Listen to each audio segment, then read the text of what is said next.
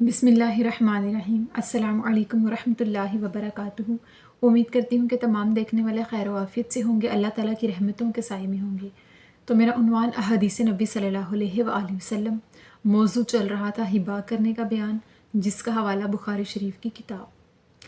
तो आज की हदीस है कि सहाबी अब्दुर्रहमान बिन अबी बकर बयान करते हैं कि एक मरतबा हम 130 आदमी नबी करीम सल्लल्लाहु अलैहि वसल्लम के साथ एक सफ़र में थे। तो नबी करीम सल्लल्लाहु अलैहि वसल्लम ने फरमाया कि क्या किसी के पास कोई खाने की चीज़ भी मौजूद है? तो इस पर एक सहाबी ने कहा कि हाँ, मेरे पास एक साड़ा आटा मौजूद है।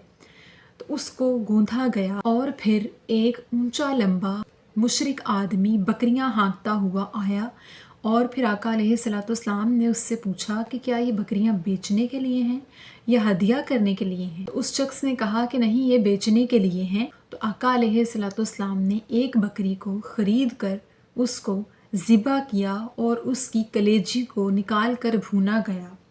और अल्लाह की कसम कि जितने आदमी मौजूद थे उन तमाम को कलेजी में से हिस्सा निकाल कर दिया गया, और जो मौजूद नहीं थे उन तमाम के हिस्से को महफूज कर लिया गया।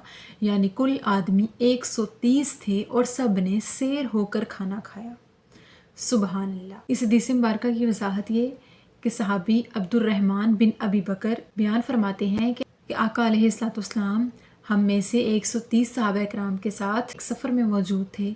तो आका अलैहिस्सलाम ने फरमाया, क्या किसी के पास कुछ खाने को मौजूद है?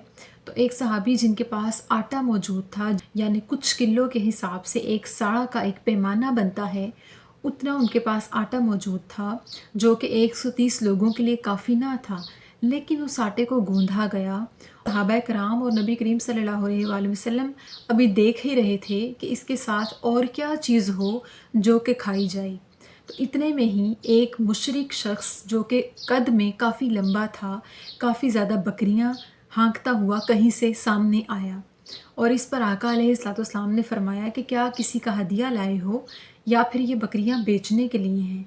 तो उस शख्स ने कहा कि ये बेचने के लिए हैं।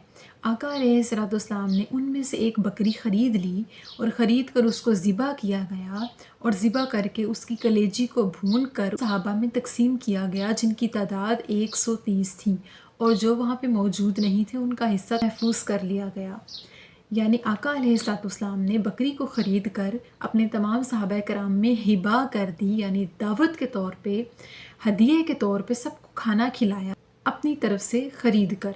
यानी सफ़र के दौरान सिवाय एक सहाबी के जिनके पास आटा था, उनके अलावा किसी के पास कुछ खाने को मौजूद नहीं था। तो आका अलैहिस्सलाम ने बतौर हदिया दावत को हिबा करने के लिए एक बकरी ख़रीदी और उसका गोश्त तमाम सहाबियों को खिलाया, जो कि काफ़ी रहा। आका अलैहिस्सलाम ने उस बकरी की कलेजी को सब में तकसीम किया, उसकी कलेजी को भुना गया।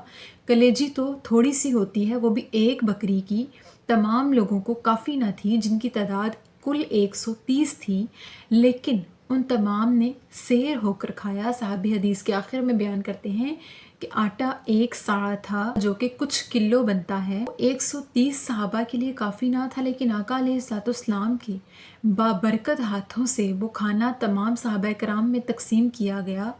यानी आका अलैहिस्सलाम का वो हदिया था। आका अलैहिस्सलाम ने जब बकरी को भून कर तमाम लोगों में तकसीम किया, तो वो आका अलैहिस्सलाम का हिबा, आका अलैहिस्सलाम का हदिया, आका अलैहिस्सलाम की दावत थी, जो कि बाबरकत हो गई और मुजज़तन सबको वाफिर मिकदार में मिल गई और सब ने सैर होकर खाना खाया। हदीस में ज़िक्र आता है कि आका अलैहिस्सलाम जिस वीरान जगह पर जाते, जहाँ पे झाड़ियाँ मौजूद होती और खुला सहरा मौजूद होता, तो वहाँ पे हरियाली छा जाती।